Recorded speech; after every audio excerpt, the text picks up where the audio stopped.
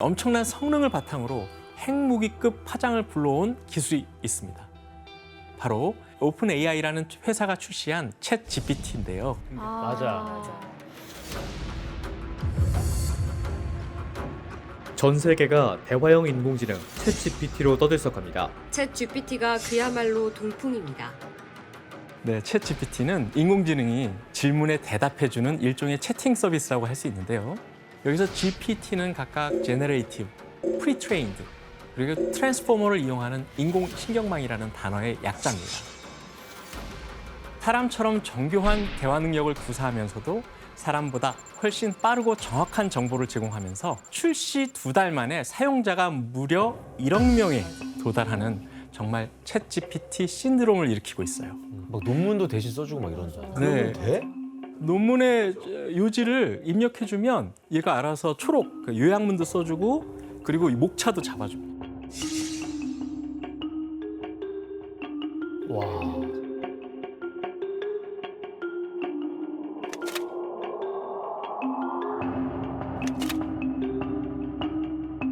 학교 숙제를 다 대신 해준다고 별의 하더라고요. 별일이 다 일어납니다.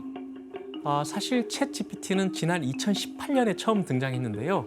처음 선보였을 때는 간단한 대화만이 가능한 수준이었지만 방대한 빅데이터를 기반으로 양질의 정보를 빠르게 답변을 내놓는 게 특기였고 점점 이 챗 GPT라는 것이 주목을 받게 됩니다.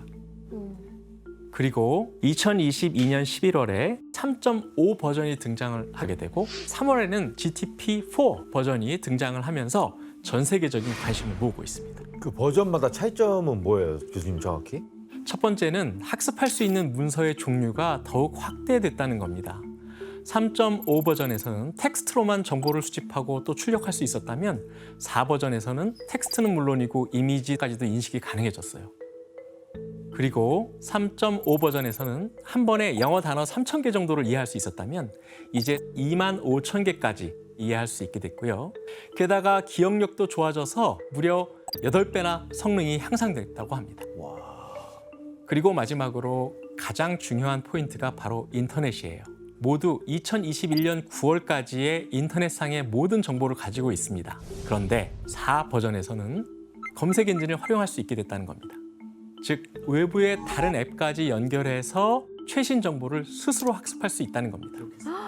네, 실제로 미국 변호사 시험 문제를 가지고 챗 GPT 보고 시험을 보라고 했더니 상위 10%로 가볍게 통과를 했고요. SAT 수학 능력 시험에서는 700점을 맞아서 상위 11%의 성적을 기록했다고 합니다. 수능 정답 자료를 학습하지 않아 순전히 기존 실력으로만 문제를 풀었는데 3분의 2 이상을 맞췄습니다. 우와. 28문항을 푸는데 단 6분이 걸렸습니다. 와. 이런 방대한 데이터를 바탕으로 물어보기만 하면 무엇이든지 답변해주는 챗 GPT에게 여러분들 혹시 물어보고 싶은 거 있으세요? 많아요. 갑자기 많이 많으세요? 생겼어요. 네. 저는 개인적으로 그 로댕과 까미유 편 너무 재밌었거든요. 네. 그래서 로댕에 관련된 다큐를 좀 구성해 줄 수 있지 않을까요? 챗 GPT가? 궁금하다. 한번 해볼까요, 그러면? 네. 저게 챗 GPT구나. 네.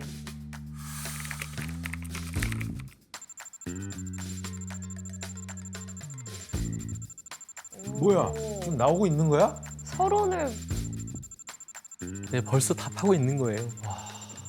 이 자식 이거? 근데 진짜 실시간으로 쓰네 이게. 바로 딱 나오는 게 아니에요.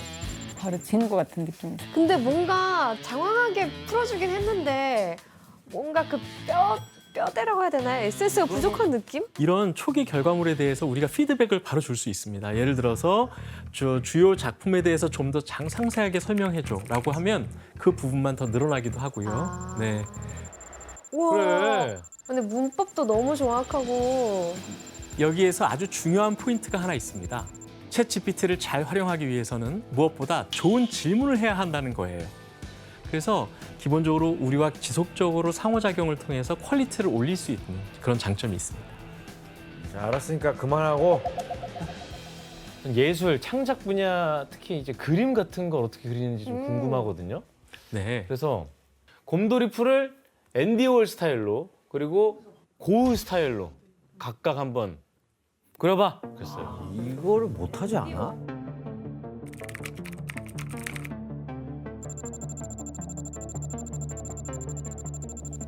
그렸어? 나온 거 같은데? 오! 나왔다. 앤디 월 스타일? 오, 오. 난해한데? 곰돌이 푸 약간 살짝 보이긴 하네요. 약간 난해하긴 한데 푸가 보이긴 하네. 고우 스타일 공대 또 알잖아요. 그쵸, 배웠죠 우리. 야, 고우는 쉽지 않을걸. 오, 나왔다. 이렇게 바로 그린다고? 우와! 와. 되게 예쁘게 예쁘다. 나왔다. 와. 진짜 예쁜데요? 와. 진짜 신기하네요. 지원 씨도 한번 저는 제가 개인적으로 궁금한 건 물어볼게요. 네. 외계인은 있냐? UFO가 있다고 생각하십니까? 없다고 생각하십니까? 있다고 생각해요. UFO 100% 있다고 생각해요. 본 것 같습니다. 이건 모를 것 같은데? 어?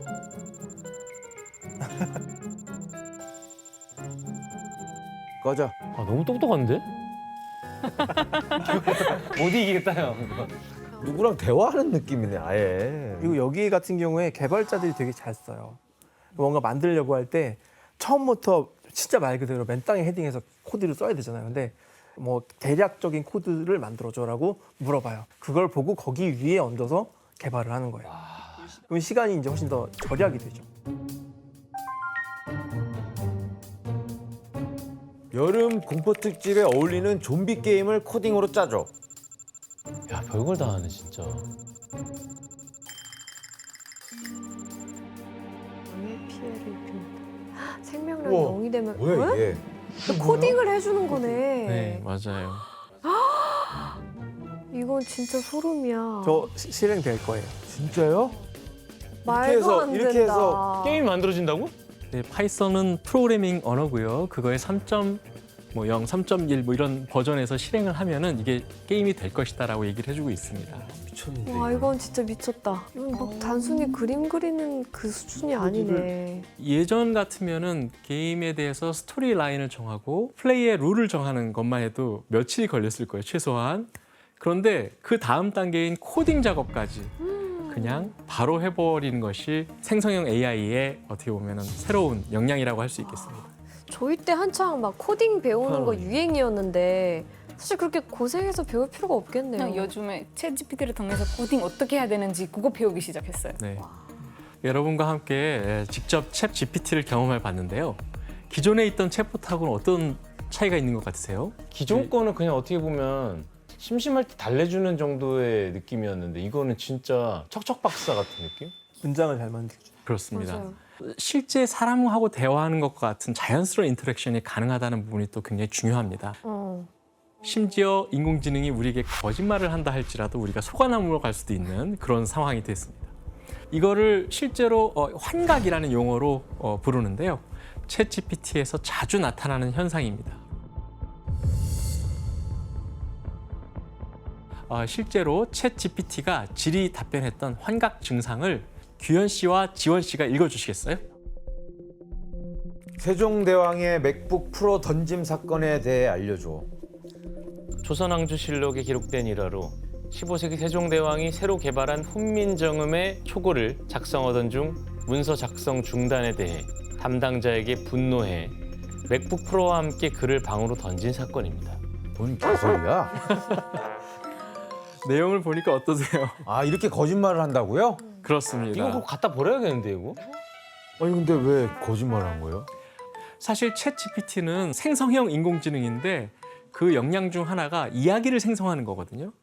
그러다 보니 실존하지 않은 것을 실존하는 것처럼 꾸며서 스토리텔링을 할 수 있습니다. 조금이라도 연관된 정보들을 인출해서 이야기로 엮어내거든요.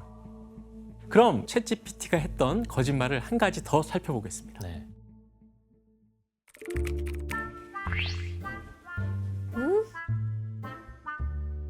어? 형 소녀시대예요? 소녀시대 멤버. 소녀시대 2005년도 아니야 심지어. 제 타이틀곡 대표곡이 봄날은 간다예요. 와 진짜 야, 서툰 이별은 진짜 형이랑 안 어울리네. 아 웃겨. 그대만 보여요라. 871이면 제 친구인데요? 지원 씨를 잘 모르는 사람이라면 이런 챗 GPT의 말을 믿을 정도로 그럴싸한 거짓말을 구사하고 있습니다. 지원이라는 이름이 약간 여자 이름도 있으니까 이렇게 그냥 막 지원하는 그런가 건가? 보다. 그런데 사실 챗 GPT의 환각을 우리가 눈치채기에 어려운 경우도 많이 있습니다. 맞아. 최근 미국의 한 변호사가 이 챗 GPT 서비스를 이용해서 소송인의 사건과 유사한 이전 판례를 담은 10페이지 분량의 의견서를 법원에 냈어요.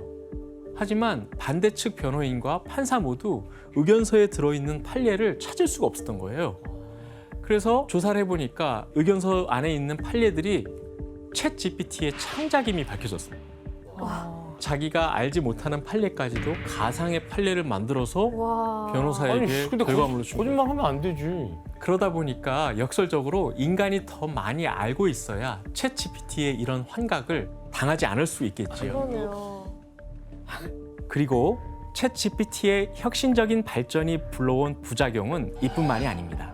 최근 전 세계에서 법적 논쟁이 불거지고 있는 이슈가 있는데 바로 저작권 논란입니다. 아 이게 또 저작권 논란이 될 수 있겠네요.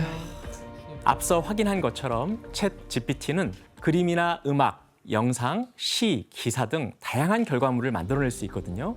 하지만 여기서 문제가 되는 건 챗 GPT가 내놓은 결과물이 기존에 있던 무수한 정보를 학습한 후에 일부분을 교묘하게 응용해서 내놓을 수 있다는 겁니다. 이런 상황에서 챗 GPT에 대한 저작권 소송 문제가 잇따르고 있는데 그중 한 곳이 미국과 캐나다의 약 2,000개의 언론사가 소속된 뉴스미디어 연합과 일부 언론사들입니다. 발단이 된 건 지난 2월 전직 기자 출신의 사용자가 챗 GPT에게 어떤 뉴스를 통해 학습하느냐 하는 질문이었습니다. 그런데 챗 GPT가 로이터 통신과 가디언, 뉴욕타임즈 등 수많은 언론사의 기사를 보고 학습했다라고 답을 한 건데요. 이에 언론사 기사가 무단 도용되는 문제점이 지적되면서 적극적으로 소송 가능성을 검토하기로 한 겁니다. 그렇다면 과연 인공지능을 상대로 한 이런 법적 소송들은 받아들여질까요? 아직까지는 알 수 없습니다. 현재 우리나라에서는 AI가 만든 창작물의 저작권은 성립이 불가능한 상황이고 미국 역시 AI를 저작권법 적용 대상으로 볼 수는 없다는 입장입니다. 하지만 이렇게 인공지능을 어떻게 봐야 할지, 어떤 규제가 필요한지 법적으로 아무런 준비가 되어 있지 않기 때문에 앞으로 저작권 논란과 관련된 소송은 더욱 거세질 것으로 예상되고 있습니다. 또 하나 짚어볼 것은 범죄 악용에 대한 가능성입니다. 누군가가 챗 GPT를 악의적으로 사용할 수도 있다는 가능성이 제기된 겁니다. 그게 가능해? 챗 GPT를 악용하면 이런 사이버 범죄가 늘어날 수 있다는 어두운 전망이 잇따릅니다. 챗 GPT가 악성 코드를 만들어내거나 집이나 사무실 등에 설치된 IP 카메라 보안을 뚫는 해킹에 악용될 가능성도 무시할 수 없습니다.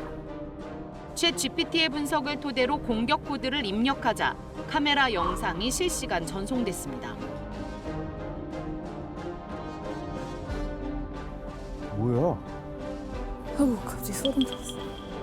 물론 부적절한 요청은 거부하도록 프로그래밍 되어 있지만 질문을 바꾸거나 대답을 유도한다면 답을 줄 수 있다는 것이 문제입니다.